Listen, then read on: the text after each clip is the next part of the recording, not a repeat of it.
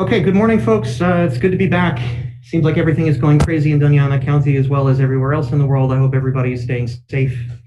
If there are any expected issues that come up, we can be flexible as far as deadlines and things. Okay, any old business that we need to address right now before we dive in for the day? Cool. If not, then I have more notes than I thought, so we have plenty of stuff to discuss.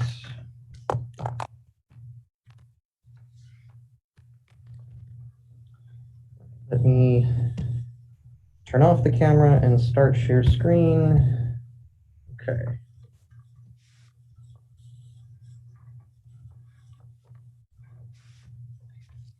All right. So previously, we've been discussing the Hamiltonian formalism for classical mechanics.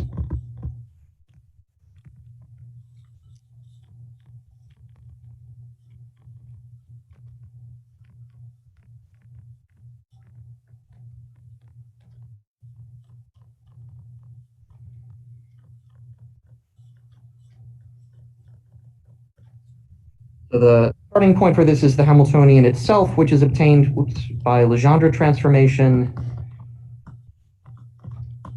of the Lagrangian. And for most systems, this works out to typically be the kinetic energy plus potential energy, which is just the total energy. Last time we introduced a funny object called the Poisson bracket, which is a strange antisymmetric combination of derivatives with respect to the coordinate and the conjugate momentum. So the definition of Poisson bracket quantities A and B is defined to be sum over all of the coordinates, derivative of the first object with respect to the coordinate, derivative of the second object with respect to the momentum, minus the other way around. So you can write this in either way, but I prefer to write it this way.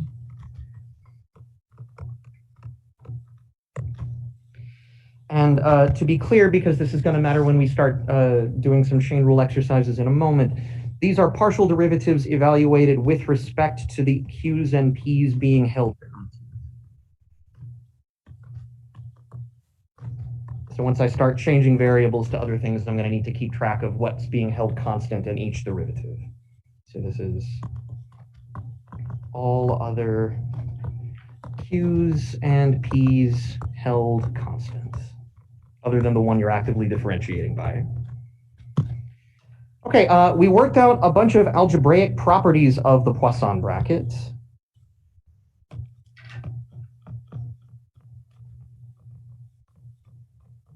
And that bracket algebra all of its own is itself a complete formulation of classical mechanics.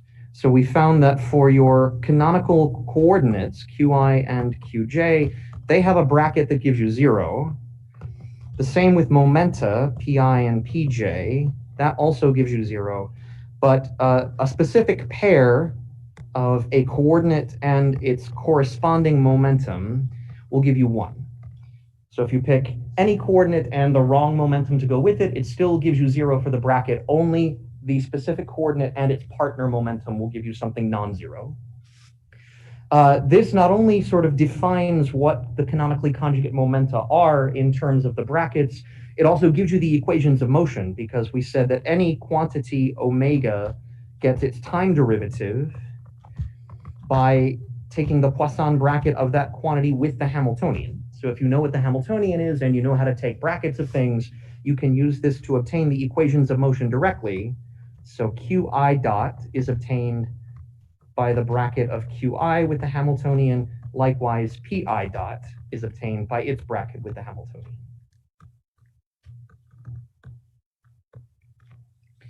And it's this bracket algebra that will carry us over ultimately to quantum mechanics, because of the compatibility of the bracket algebra with the commutator algebra.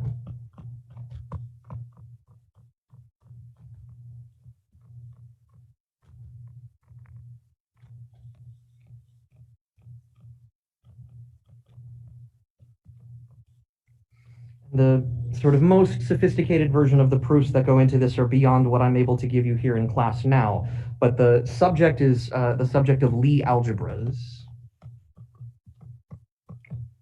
And the statement is that both the Poisson bracket and the commutator are equally good representations of the same Lie algebra.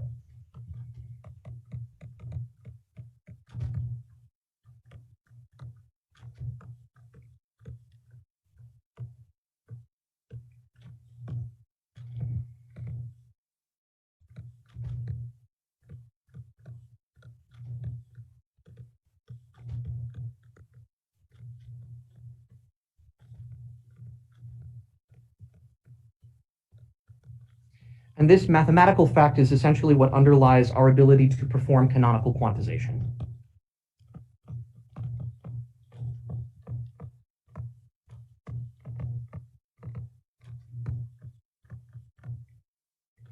And that canonical quantization is what we're ultimately driving for, a clear way for how to take a theory in classical mechanics and transform it into a consistent quantum mechanical theory.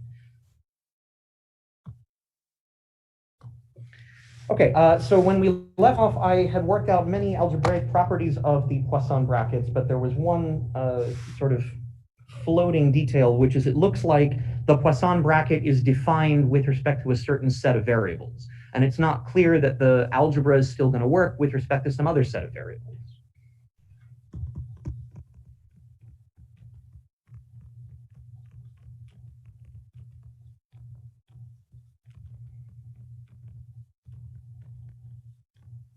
Defined using a certain choice of coordinates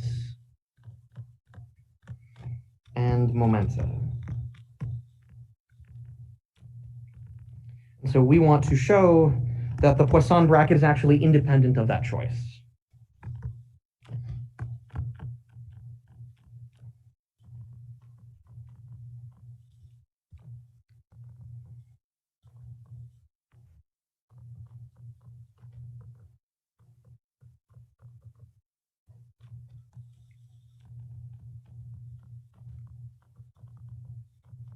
Okay. Independent of the specific choice of PIs and QIs. Okay, so the starting point is the statement that your time derivative of any quantity is obtained by the Poisson bracket of that quantity with the Hamiltonian. This came from performing chain rules. So if this observable omega is a function of p's and q's, little p's and q's, then I get the time derivative by summing over all the different ways that it could depend implicitly on time.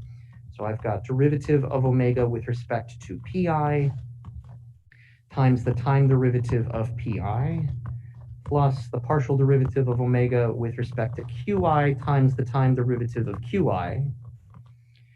And we plug this in using the Hamilton equations of motion. So dq dt is equal to derivative of the Hamiltonian with respect to pi equals qi dot. And likewise, the derivative of the momentum is obtained from the partial derivative of the Hamiltonian with respect to qi. This is negative pi dot. So when I put this together, this is what assembled the Poisson bracket for us in the first place. Sum over I, derivative of omega with respect to qi at constant q's and p's, derivative of the Hamiltonian with respect to pi at constant q's and p's, minus the other way around.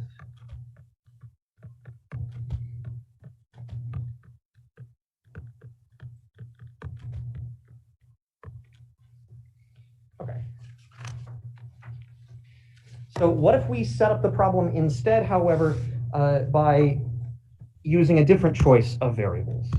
So we're essentially using this statement and this choice of PIs and QIs to define the Poisson bracket.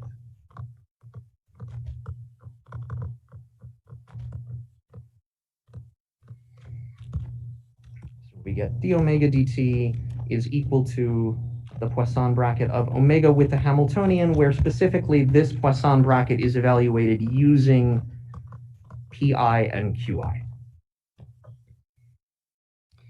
So the question is now, what happens if I change my mind and I want to formulate all quantities, the Hamiltonian, my observable, in terms of a different set of coordinates? We will use capital variables for this following Goldstein.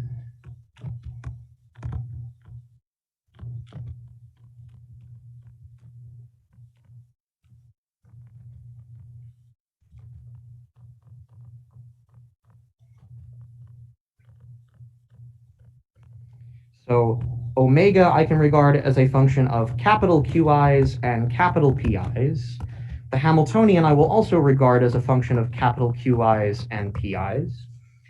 And in terms of the Hamiltonian, I will still have Hamilton's equations of motion. This should always be satisfied as long as these are canonical conjugate variables. So in terms of the new variables, my equations of motion are derivative of the Hamiltonian with respect to capital PI at fixed capital P's and Q's is going to give me capital QI dot. And similarly, derivative of the Hamiltonian with respect to capital QI at fixed capital P's and Q's is going to give me negative capital PI dot. So what I'm going to do is I'm going to take the first of these equations, and I want to enforce this requirement that these are, in fact, canonical conjugates of each other, and then use chain rule to switch this condition over in terms of little p's and q's. Enforce this in terms of little pi's and little q's. Okay, so we saw that derivative of the Hamiltonian with respect to capital B pi at fixed p's and q's is equal to qi dot, and that time derivative I can obtain by using the Poisson bracket with respect to the old variables. So this is Poisson bracket of qi with the Hamiltonian, and again, that bracket is defined using the little p's and q's. So in order for my equations of motion to be preserved, that is, in order for the capital variables to be canonical conjugates of each other, I have to satisfy this expression. So I'm summing over all coordinates k, derivative of the first quantity with respect to the coordinates at fixed little p's and q's, derivative of the second quantity with respect to momentum at fixed little p's and q's, minus the other way around.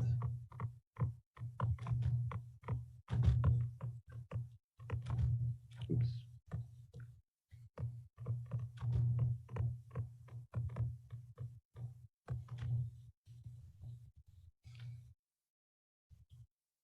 So this part of the expression I like. This looks like a direct change of variables. This is what's going to tell me how to get capital Q's in terms of little q's. The thing that I want to replace is the other term. I want to take these guys and use chain rule, because the Hamiltonian is a function of capital P's and Q's, but the capital P's and Q's themselves are some transformation of the little p's and q's. So I'm going to express this dependence using chain rule, and that's going to make the expression longer, but then it will all clean up at the end.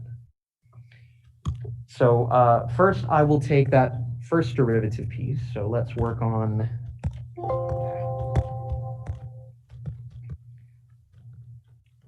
this term first. So derivative of the Hamiltonian with respect to little pk at fixed little p's and q's is implicitly derivative of the Hamiltonian with respect to big p's. Let's see, what index have I not used yet? How about J?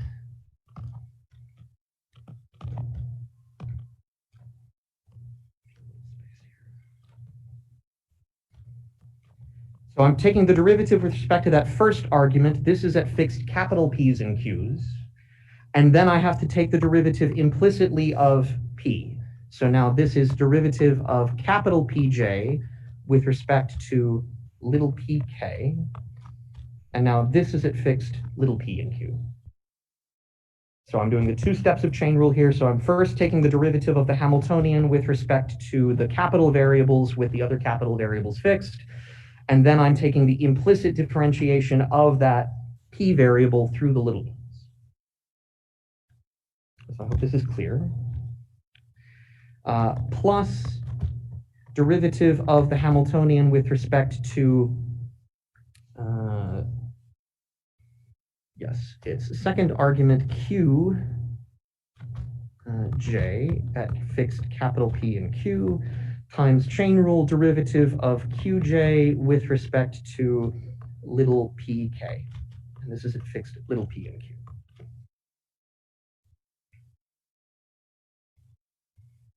Okay.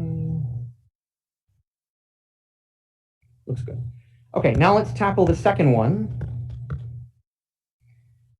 So this expression, in the same way, derivative of the Hamiltonian with respect to qk at fixed little p's and q's is sum over j, derivative of the Hamiltonian with respect to momentum at fixed capital P and Q, times chain rule derivative with respect to little qk, plus derivative of the Hamiltonian with respect to capital Qj at fixed capital P and Q, times chain rule at fixed little p and q.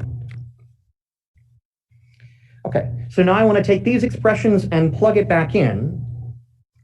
The strategy is going to be, I want to compare the left side of this equation with the right side of this equation. My left side of the equation has derivative of the Hamiltonian with respect to capital P at fixed capital P and Q. And that looks like what I've got here. It also looks like what I've got here. So I'm going to plug this stuff in and group the terms and argue that the coefficients must be equal on the left and right side of the equality. So what this means is derivative of the Hamiltonian with respect to capital Pi at fixed capital P and Q is equal to, right, it's going to get a little bit messy.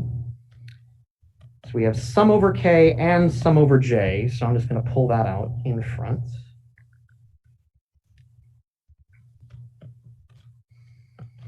So we had derivative of capital Qi with respect to little qk times all the stuff that we are substituting in, derivative of the Hamiltonian with respect to capital Pj, fixed capital variables, times chain rule,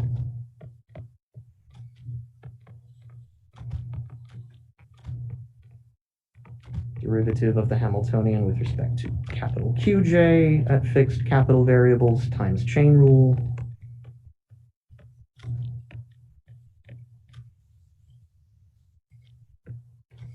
all right, that's the first term, and then we've got to subtract the second one. Minus, I'm going to pull out that derivative of qi with respect to pk here so I don't forget it.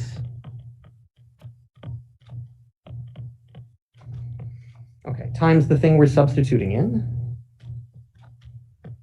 Derivative of the Hamiltonian with respect to capital Pj, fixed capital P and Q, derivative of Pj with respect to qk at fixed little p and q,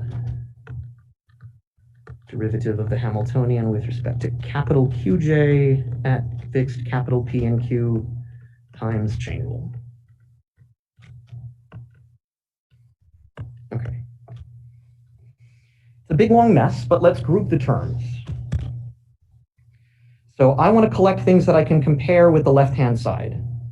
We have derivative of the Hamiltonian with respect to capital P's with respect to fixed capital P's and Q's. So I want to group this term and this term.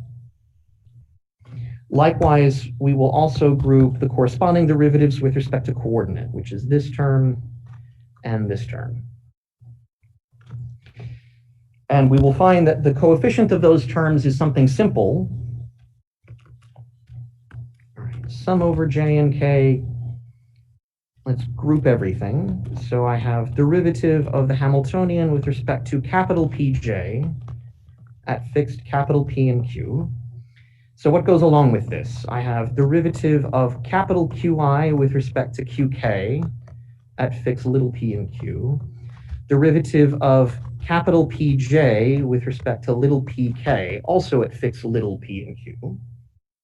From the second term, I have a relative minus sign, and I'm going to write this in the form derivative of Pj with respect to qk at fixed little p and q, derivative of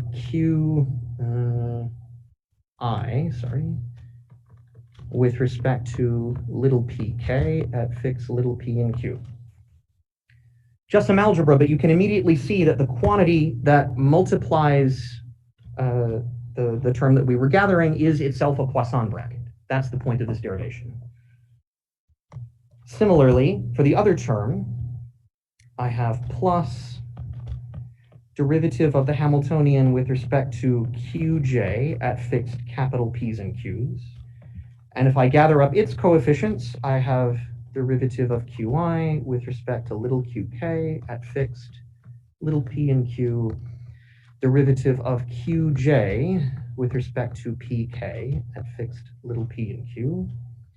From the second line, I again get a minus sign, and I have derivative of qj with respect to little qk at fixed little p and q, derivative of qi with respect to pk at fixed little p and q. Okay, I've just done some algebraic manipulations, but the point is that, let me highlight it here. The point is that this expression, I guess strictly speaking, including the sum over k, is the Poisson bracket of the coordinates. So this thing is equal to Poisson bracket of qi with respect to pj. And in the same way, this one down here is equal to the Poisson bracket of capital Qi with capital Qj. So now finally I can clean up the mess. And what I get is derivative of the Hamiltonian with respect to, p I with respect to fixed p and q is equal to sum over j derivative of the Hamiltonian with respect to pj at fixed p and q times the Poisson bracket of qi with pj plus derivative of the Hamiltonian with respect to coordinate capital Qj at fixed capital PQ times the Poisson bracket of qi with qj. Great. This is the form that we were trying to get to. Oops.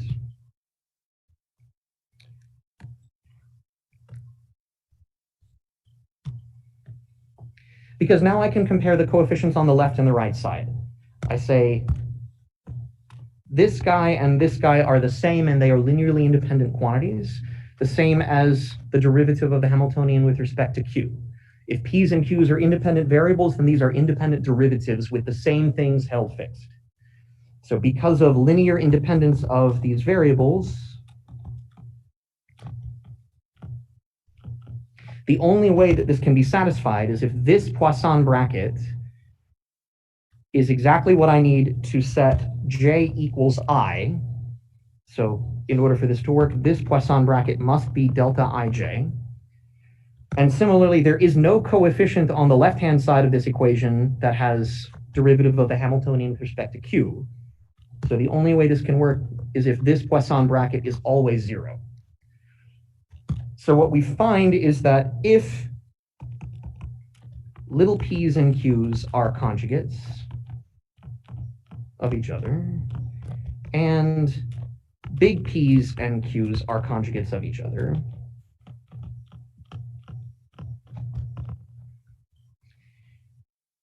we find that the Poisson bracket of pi, pj is 0, Poisson bracket of little qi, qj is equal to 0, little Poisson bracket of qi with pj is delta ij. So this was from the definition of the Poisson bracket, where the bracket is being calculated using the p's and q's themselves. We found that the same relation holds for the other coordinates. So Poisson bracket of capital Pi, capital Pj is 0. Poisson bracket of capital Qi, capital Qj is equal to 0. And the Poisson bracket of capital Qi, capital Pj is delta ij, again, using the Poisson bracket defined in terms of the little p's and q's.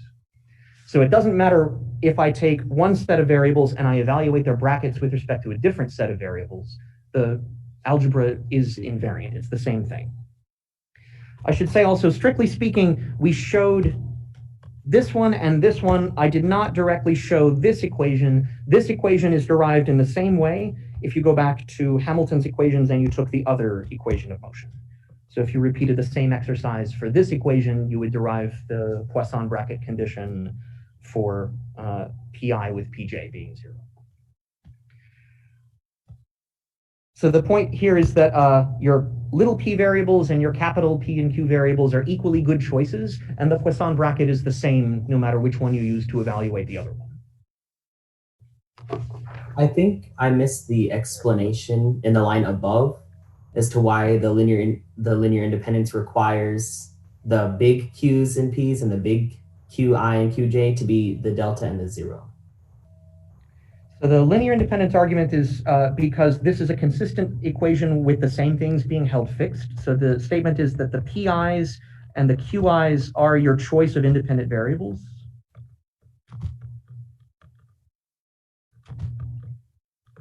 And the key is that they're being held fixed in all of these terms, so that I've got a whole equation with the same choice of independent variables for every term in it.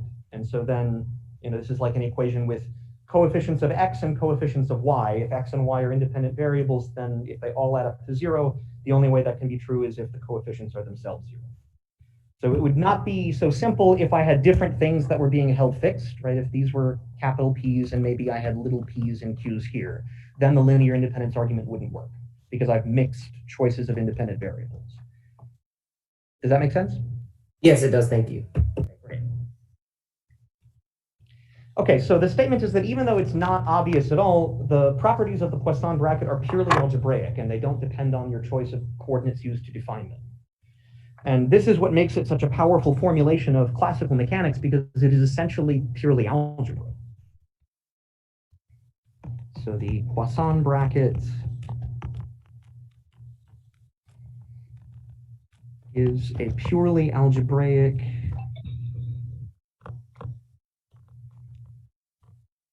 formulation of mechanics. And this was what I had intended to point out last time when I took the example of the harmonic oscillator. Let me just remind you the conclusions of that. Oops.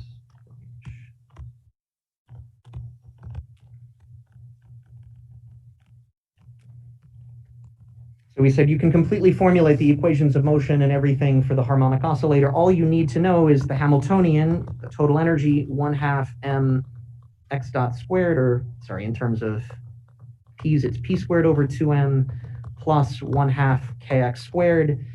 And we saw that the equations of motion are indeed correctly reproduced, and all I need to know are the algebraic properties of the brackets. So qi dot, which in this case I guess is just x dot, is equal to the commutator or Poisson bracket of x with the Hamiltonian, which is the Poisson bracket of x with p squared over 2m plus 1/2 kx squared. We know that the Poisson bracket is linear and that Poisson bracket of coordinates with each other doesn't do anything. So the only thing that contributes to this is the Poisson bracket of x with p squared. And when we worked out the algebra of that, it sort of looked like chain rule or power rule coming from a derivative. So we just ended up with p over m. X dot equals p over m is one of the equations of motion obtained just from the bracket algebra. And in the same way, p dot is obtained by its bracket with the Hamiltonian.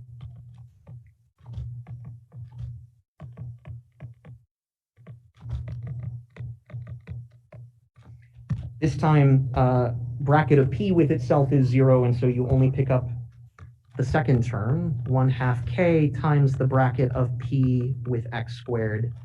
And when we work this out, we got minus kx. P dot equals minus kx is Hooke's law. So the thing that's interesting about this is that since it's purely algebra, essentially nothing changes if I take this problem and I take it from classical mechanics to quantum mechanics.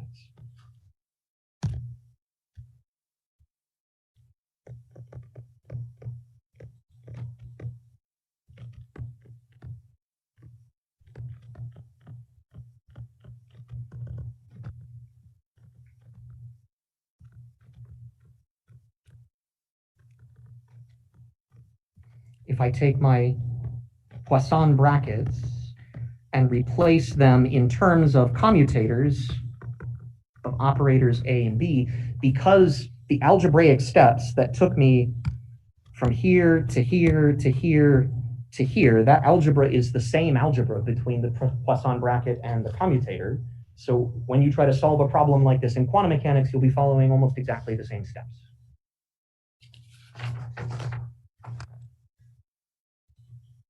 Any questions on this before I move on to the, I think, last big derivation of this section?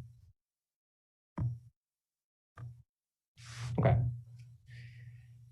So this is a goal that I've been trying to get to for a while, which is showing that the conserved charge of a symmetry is the generator of that symmetry itself.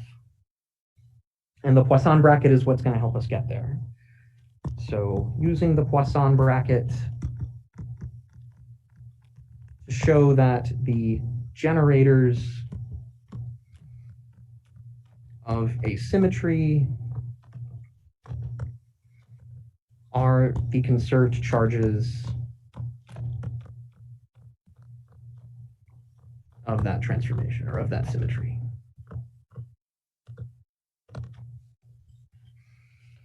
So let me start by writing down the most general transformation of the action or of the Lagrangian that leaves the equations of motion invariant. So general form of a symmetry transformation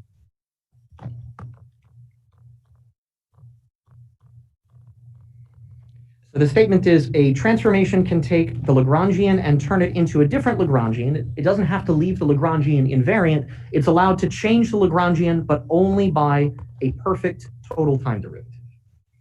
And this is an allowed symmetry, even though it's not a symmetry of the Lagrangian itself, because it still leaves the equations of motion invariant.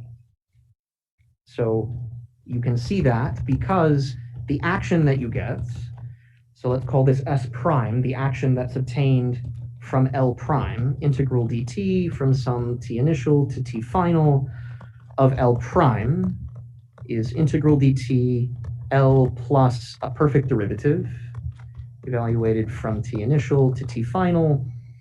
This is just the original action I started off with, S prime equals S plus, if this thing is a perfect derivative, df dt, then by the fundamental theorem of calculus, this just gives me the value of the function at the endpoint. So this is f of t final minus f of t initial. So s prime equals s plus a constant. Whatever these numbers are, they don't depend on time, they don't depend on anything. So for a fixed set of endpoints, these do not affect the equations of motion because the stationary point of S prime is the same as the stationary point of S, since the variation of the constant term is 0. So essentially what we're saying is that the value of the action is not super important. It just matters where the action is stationary to determine the classical trajectory. Adding a constant to it doesn't change that. And adding a constant to the action is equivalent to adding a total time derivative to the Lagrangian. Okay, so the next step that I want to make is to write this in terms of the Hamiltonian, because now we've moved past the Lagrangian and are thinking in terms of Hamiltonians and Poisson brackets. In terms of the Hamiltonian, which is obtained by sum over I pi qi dot minus L, equivalently, this is saying that my Lagrangian is sum over I pi qi dot minus h. So if I'm transforming my Lagrangian L to L prime, I'm also transforming my Hamiltonian h to h prime. And let's say that the transformation is one that changes my canonical variables. So, okay, let's say if the symmetry transformation is canonical,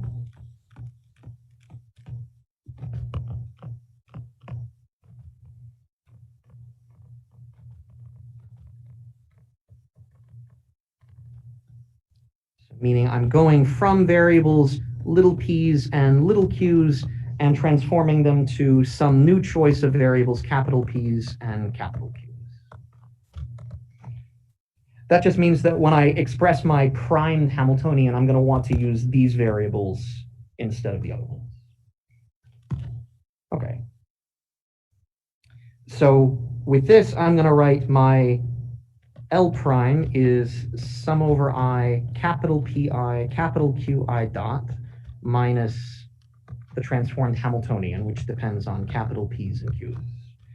My original Lagrangian is sum over I little p's little q dots minus the corresponding Hamiltonian.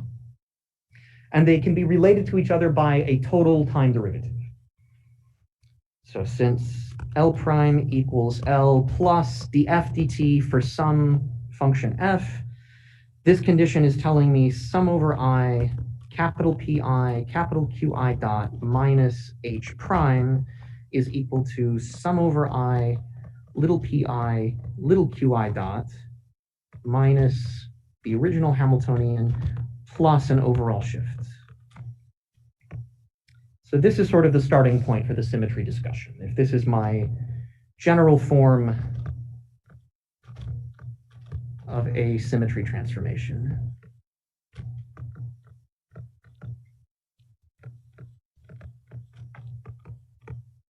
And that just means which leaves the physics, i.e. the equations of motion, unchanged.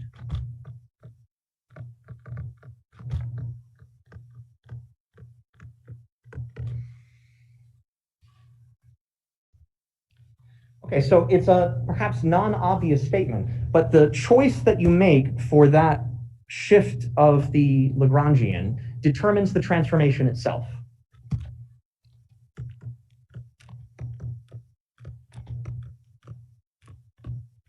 So the transformation that's taking you from little p and q to capital P and Q is determined by that function f, which is called the generating function or the generator of the transformation.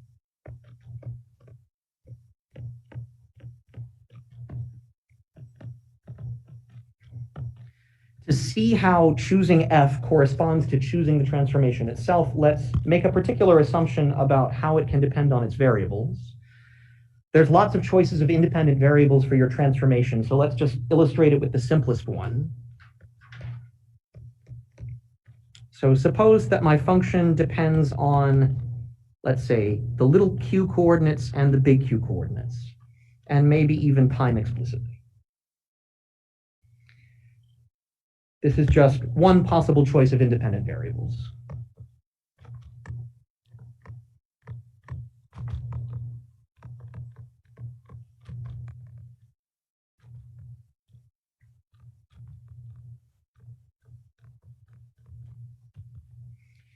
Then I can take the time derivative, the perfect derivative of f in terms of those variables.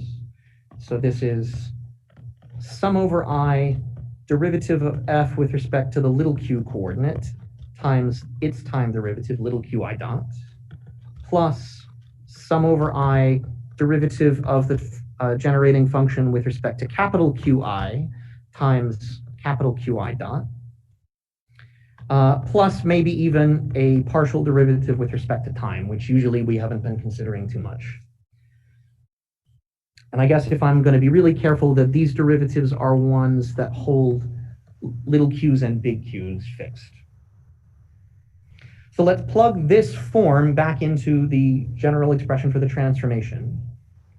So we have sum over I pi qi dot minus h prime equals sum over I little pi little qi dot minus h plus the perfect derivative.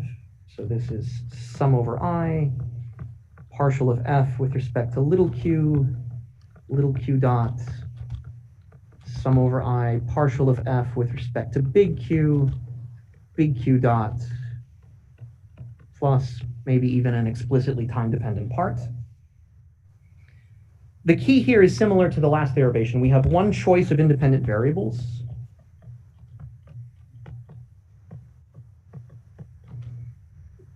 In this case, Q and capital Q are independent. Similarly, their corresponding velocities are also independent. And I see that because of this particular form, I have something that depends on Qi dot here that's going to combine with something that depends on Qi dot there. I've got other terms that depend on capital Qi dot here and capital Qi dot there. And if time is itself an explicit independent variable, then I've got a third set of independent quantities. I'm not totally sure I'm giving you the explicit time argument correct, but it's not essential for the derivation that we're doing. So if I gather up all of the terms based on my independent variables, I should get 0 equals sum over I, pi plus partial f with respect to qi dot plus sum over I partial f with respect to capital Qi minus pi, capital Qi dot, plus a little bit of something left over if I have explicit time dependence. So I have positive h prime minus h plus the f dt. And the argument again is that if I've done this correctly, I have one set of independent variables, each of whose coefficients has to be 0 in order for the left-hand side to be 0 by linear independence. So the conclusion is the choice of f dictates the missing parts of the transformation. So this tells me pi is equal to negative partial derivative of f with respect to qi, capital pi, let me maybe make the difference a little clearer. This is a little pi, this is capital Pi, equals positive derivative of f with respect to capital Qi. And even I find the transformed Hamiltonian, which is equal to h minus any explicit time dependence here. So the statement is the choice or form of the generating function f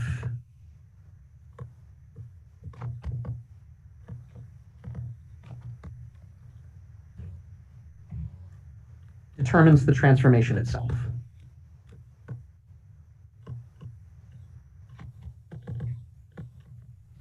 You could repeat this exercise for lots of different choices of independent variables. This is just the simplest one that requires the least algebra to understand.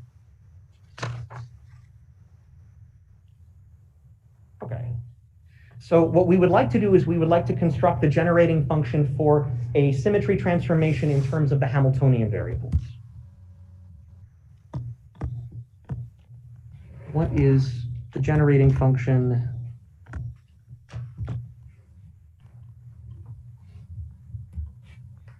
for a transformation which takes little qi and turns it into a new variable big Qi, which is just the thing you started with plus some correction. And that takes my original variables little pi's, turns them into big pi's, which is the p's that I started with plus a correction. Did somebody have a question?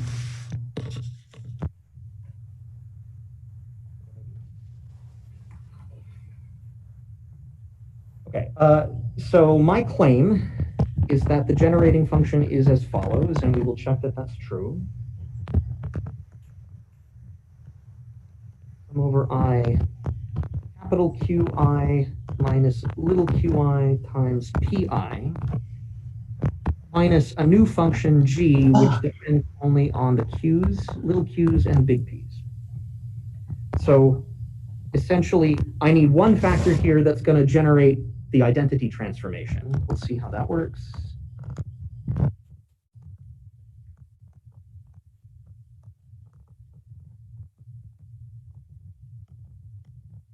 And then G is what's going to be the interesting part. This is going to be what determines the actual non-trivial part, which is the delta P's and the delta Q's.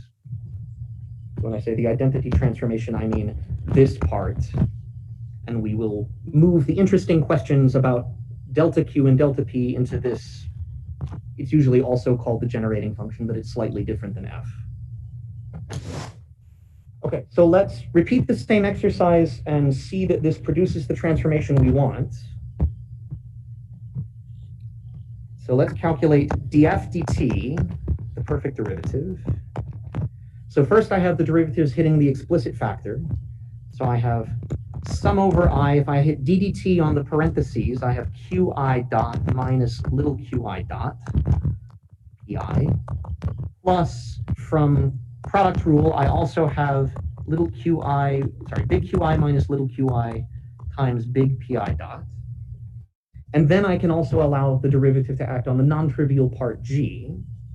So I get minus sum over I derivative of g with respect to qi dot, minus sum over I derivative of g with respect to capital pi dot.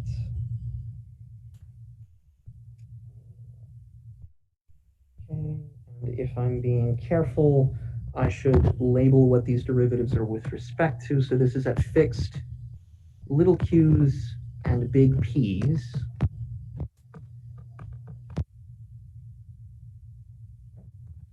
So if I take this and I plug it back into the general form of the symmetry transformation, sum over I pi qi dot minus h prime equals sum over I little pi little qi dot minus the original Hamiltonian plus all the garbage. The garbage is sum over I qi dot minus little qi dot pi plus sum over I qi minus little qi big pi dot minus sum over I partial derivative of g with respect to qi with respect to those funny things held constant, qi dots, minus sum over I derivative of g with respect to capital pi at fixed q's and capital p's, pi dot. Okay, it's a big mess, but again, I want to group the terms according to my choice of independent variables. So let's collect everything in terms of pi dot.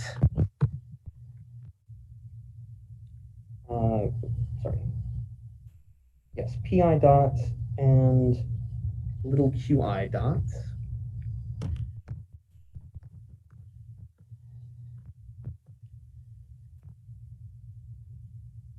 So if we've set this up right, some things should cancel for us. For instance, I have this pi qi dot term on the left, and I also have a pi qi dot term on the right. So these guys nicely cancel.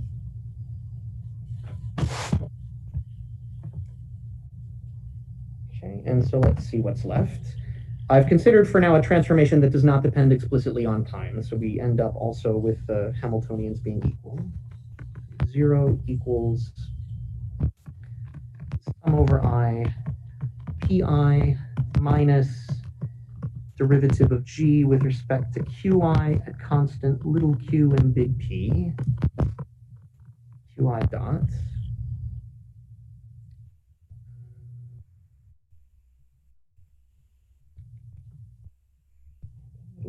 Cancellations.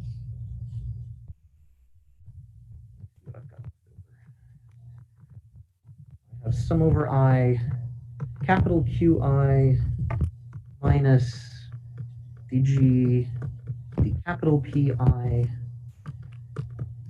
q and p dot. Let's see, we get everything. We've got this term, this term, this term, this term.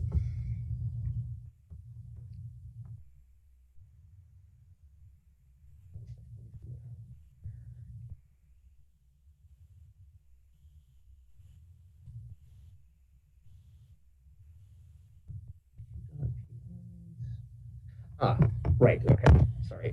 I didn't see that I had a little qi dot there. That makes me happier. So this term belongs here in that first sum. So we have that minus capital Pi. There we go. And then we also have h prime minus h.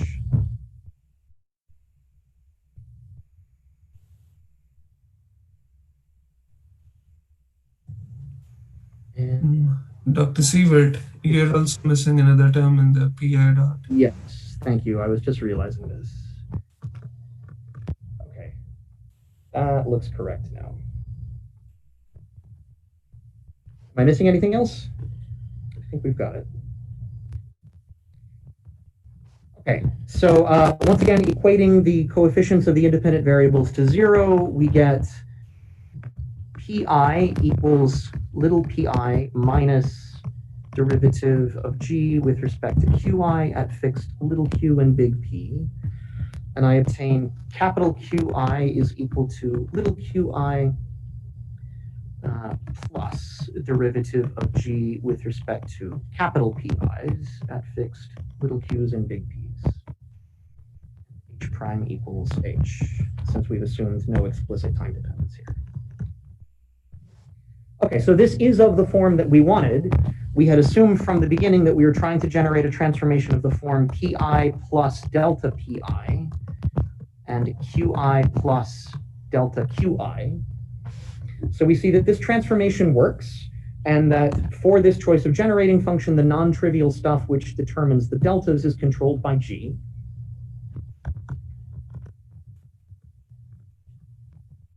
This generating function does produce the desired transformation.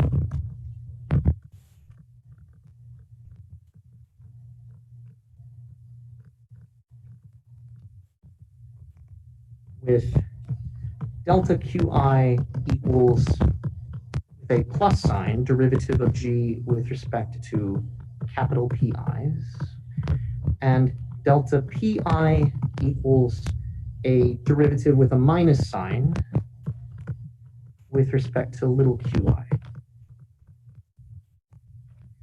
And this is kind of interesting because we see that the change is similar to a Poisson bracket. It looks like I have a derivative with respect to p's that comes in with one sign, a derivative with respect to q's that comes in with the opposite sign.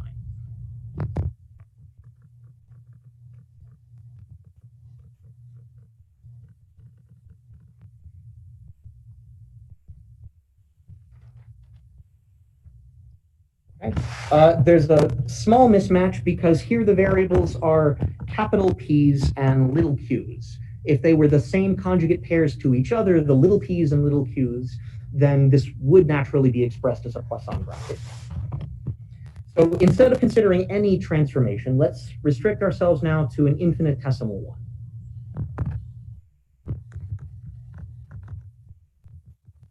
Consider now a transformation which is infinitesimal.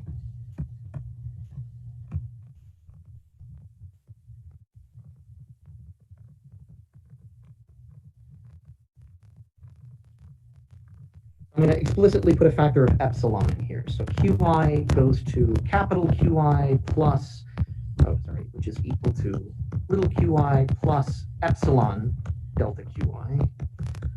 Pi goes to capital Pi, which is the little p you started with, plus epsilon delta pi. And I'll also put an epsilon in front of my definition of g.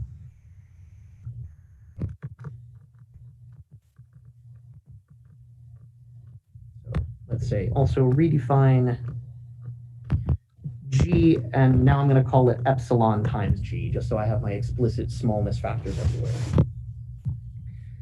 Then I have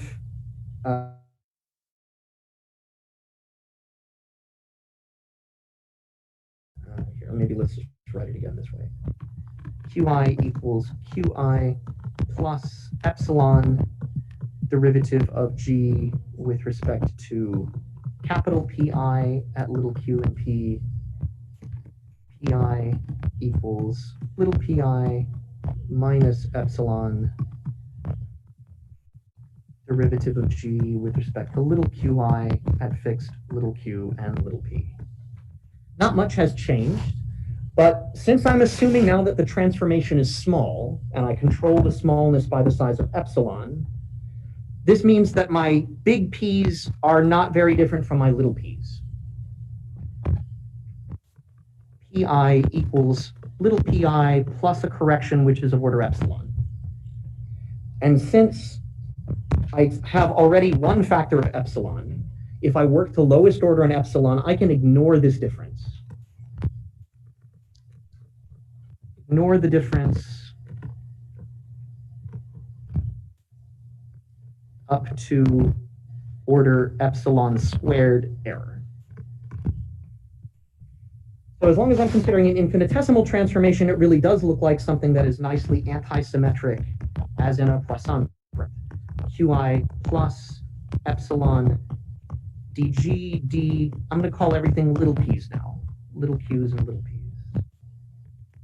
Pi equals little pi minus epsilon derivative with respect to qi at little q's and little p's, with order epsilon squared corrections. So now these guys really do arise from a Poisson bracket. It's a trivial exercise to show that your Poisson bracket of pi with any function g, doesn't have to be this particular generator, just takes the corresponding derivative.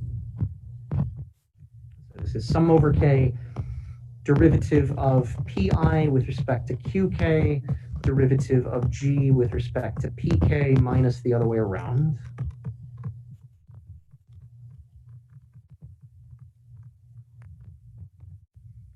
This first term is 0.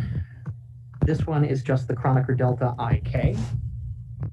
So I just get minus derivative of g with respect to qi.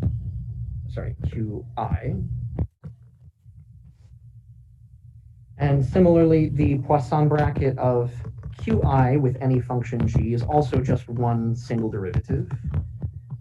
Derivative of qi with respect to qk, derivative of g with respect to pk, minus the other way around.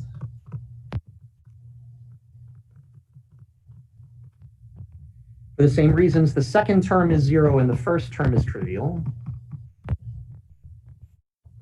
Equals plus derivative of g with respect to pi.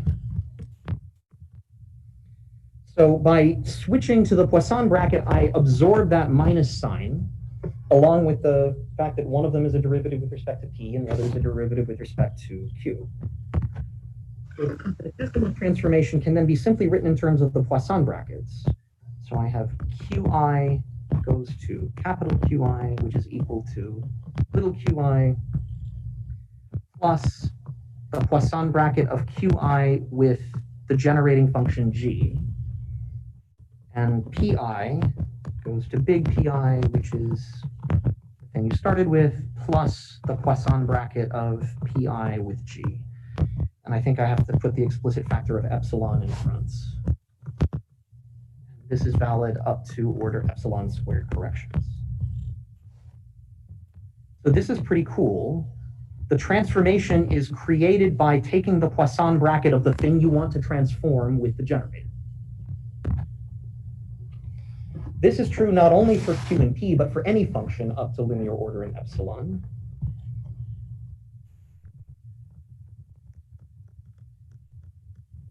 Bracket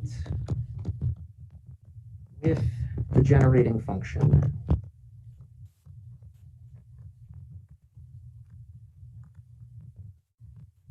produces the transformation.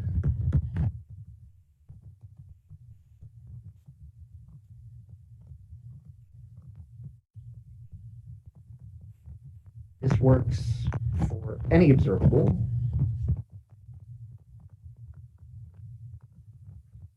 Say omega, which depends on p's and q's. So if omega gets transformed from omega of p and q to omega prime of p and q, that transformed omega is just omega with the shifted momenta. So we said this is p plus epsilon, Poisson bracket of p with the generator, q plus epsilon, Poisson bracket of q with the generator. So if I expand this expression to lowest order in epsilon, this is equal to omega that I started off with, omega of P and Q, plus the impact on the first variable. This is derivative of omega with respect to P.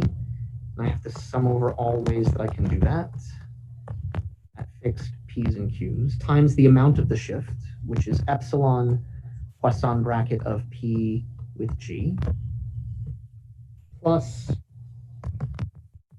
sum over I derivative of omega with respect to the second argument, Qi, fixed P's and Q's, times the amount of the shift, which is epsilon Poisson bracket of Q with the generating function G. And this is true up to order epsilon squared.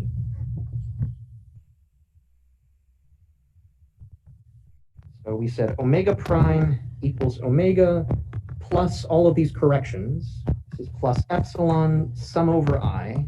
The thing that's left is derivative of omega with respect to Qi, Poisson bracket of Q with G, plus derivative omega with respect to Pi, Poisson bracket of P with the generating function G. And we just worked out that the Poisson bracket with respect to one of these variables, these were Qi's and Pi's. This thing is exactly what we need. Derivative of G with respect to Pi. And this thing is exactly negative derivative of G with respect to Qi at fixed P's and Q's. So the whole thing in brackets is again the Poisson bracket of the observable omega. Plus epsilon sum over I, derivative of omega with respect to Qi, derivative of G with respect to Pi minus the other order.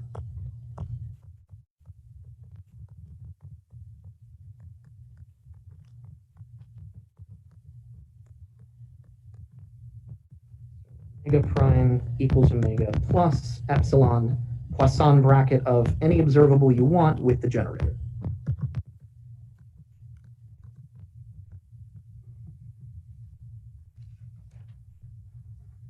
These infinitesimal symmetry transformations are extremely powerful and extremely important. One thing that immediately follows from this is that if this is a symmetry transformation which leaves the Hamiltonian invariant, then the generating function is automatically a conserved quantity. So, note.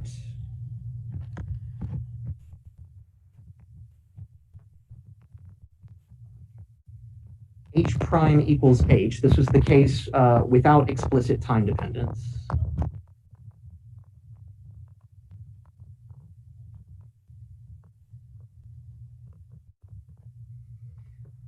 Then that means by this expression that we just derived, that the Poisson bracket of H with G is 0.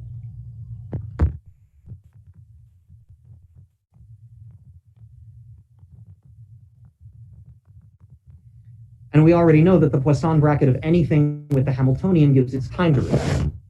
So strictly speaking, this is negative dg dt. But since it's 0, I can drop the minus sign. So this automatically implies whatever this non-trivial generating function is the conserved quantity of the symmetry. G dt is equal to 0. Generator is the conserved charge.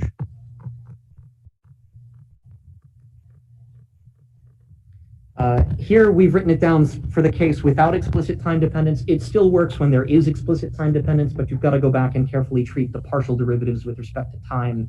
I haven't done that consistently from the start, so I'm not going to try and fix that now.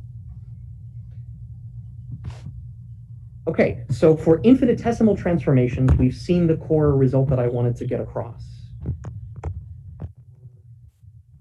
Infinitesimal symmetry transformations.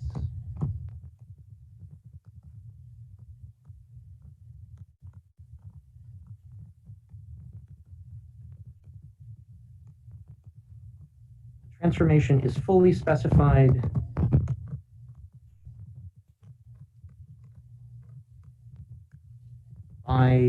conserved quantity.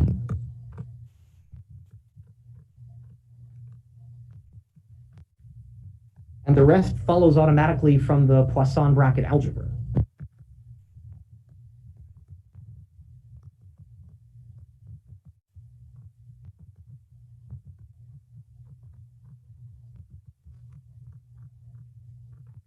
This works for infinitesimal symmetry transformations, and we already have the machinery to see that it also works for finite symmetry transformations. So observe that the transformation forms a group, and that these symmetry transformations, infinitesimal symmetry transformations, are additive in the argument. So let me make up an operator notation.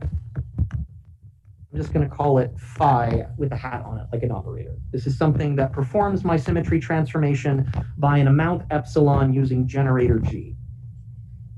And if this transformation is applied to some function of p's and q's, what I mean is that this transformation shifts of p to p plus epsilon Poisson bracket of p with the generator, q plus epsilon Poisson bracket of q with the generator, and we just work this out, that this gives the Poisson bracket of f with the generator.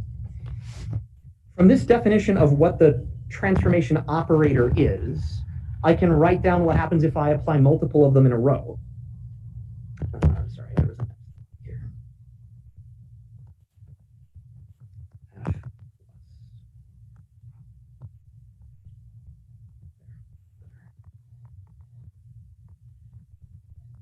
plus order.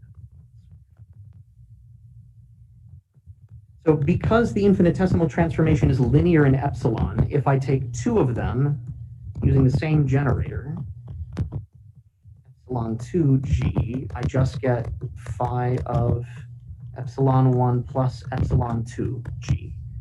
And adding up two epsilons of the same order doesn't mess up my epsilon squared power counting.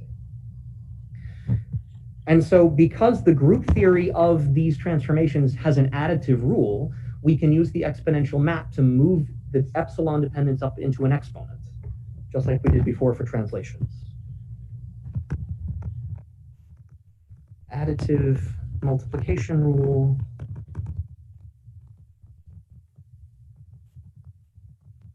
The group of infinitesimal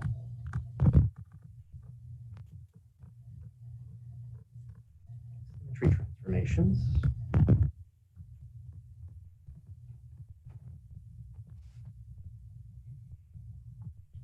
And so we think that we can write phi of epsilon and g as e to the amount of the transformation, epsilon times some generating function. I'll just put a question mark here for now, a generator, which is epsilon independent.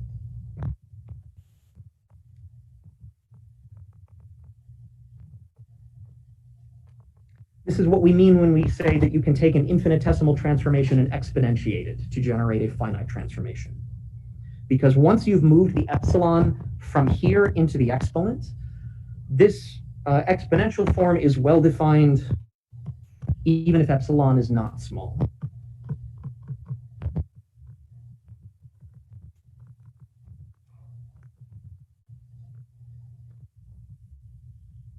To figure out what the object in the exponent is, all we need is the value of the infinitesimal transformation. So we saw that the transformation of amount epsilon with generator g acting on the function f gave us f plus epsilon Poisson bracket of f with the generator. If I write this as some kind of operator acting on f, it's going to look a little bit weird. The first term is the identity operator. The second term is the operator that says take f and fill in the blank. Plus order epsilon squared here inside. So by this, what I mean is when this bracket operator acts on a function, it takes the function f and it fills in the blank.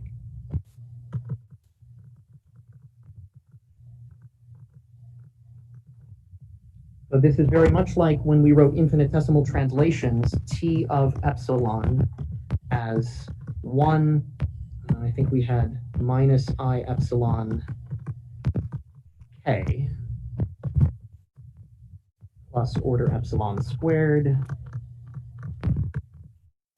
And because of the additive group rule, this was exponentiated into the form e to the minus I epsilon k. So the same is going to happen here, except the object which sits in the exponent is this Poisson bracket operator, which is kind of a strange thing. So in general, phi of any amount, let me not call it epsilon anymore, phi of a with generator g acting on the function f is exponential of a times Poisson bracket with a blank with the generator g acting on the function f.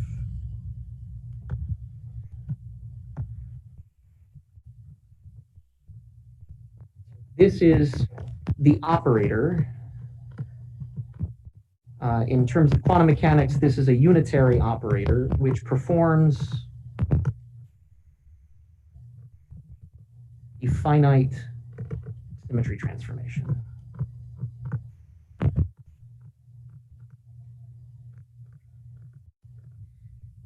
And it's a little funny when written as an operator, but the key is that the conserved charge, whether that's conservation of momentum that's associated with translations, conservation of angular momentum that's associated with rotations, in general, even in classical mechanics, the symmetry transformation is written as an exponential with the conserved charge as the operator which is generating the transformation itself.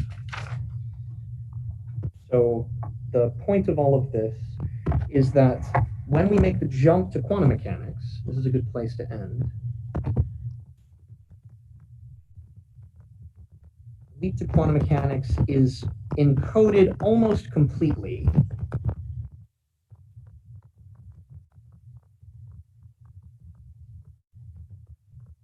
by the replacement of the Poisson bracket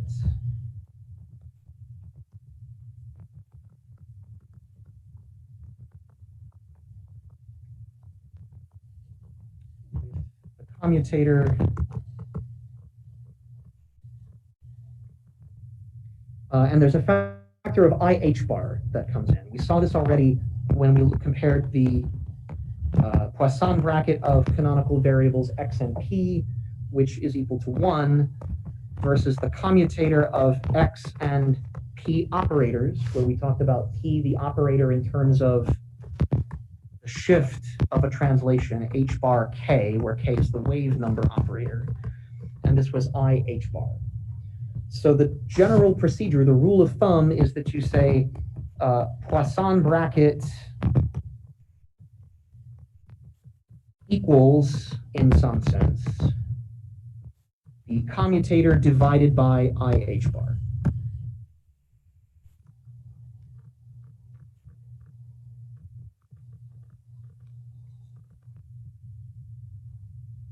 And so the point that I was trying to get at here is the motivation for why the unitary transformations of all the kinds that we're going to need in quantum mechanics have the specific form. So that when we have translations, x goes to x plus a, this is generated by the conserved charge, which is momentum, p, or px, if you like. And the unitary transformation that will perform this symmetry operation in quantum mechanics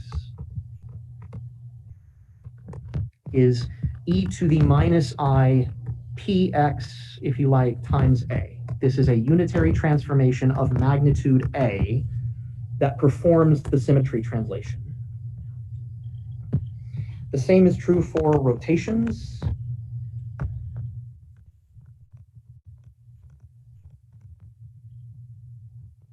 Theta goes to theta plus a, or if you like, x and y go to cosine theta, sine theta, minus sine theta, cosine theta, xy, generated by angular momentum L. In this case, it's Lz, since I'm rotating about the z-axis. And the unitary transformation is u of A, I guess A is like a delta theta in this case, is e to the minus I, I forgot to write the over h bar here, e to the minus I Lz times A over h bar. And for time evolution, T goes to T, let's say, plus capital T, generated by Hamiltonian, or the energy.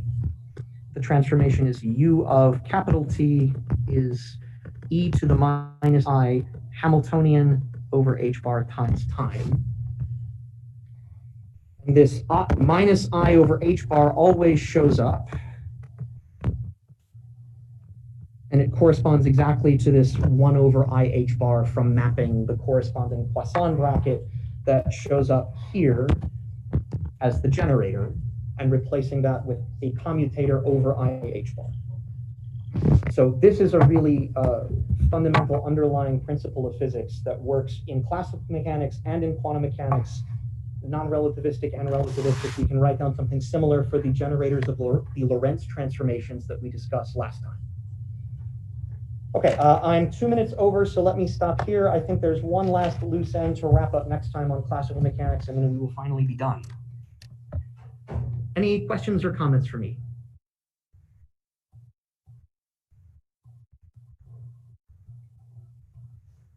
Okay, then thank you guys very much, and we will hopefully wrap up classical mechanics on Tuesday. Thank you so much, Brian. Thanks very much. Thank you, Professor.